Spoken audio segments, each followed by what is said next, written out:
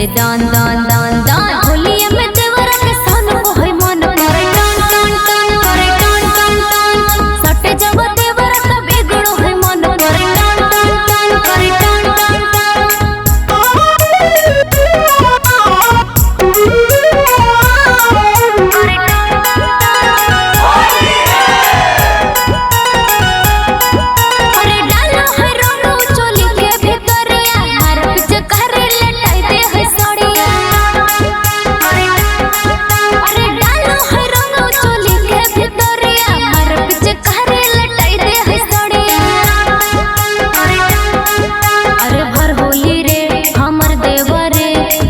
धान धान धान धान होलिया में देवरा के सन को है मन करे टान टान टान करे टान टान टान सट जब देवरा का बिगड़ो है मन करे टान टान टान करे टान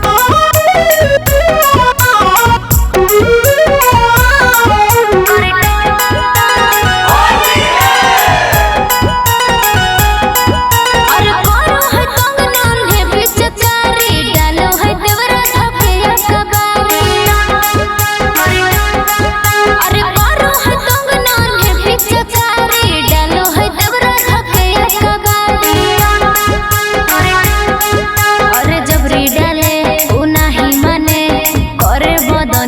कौन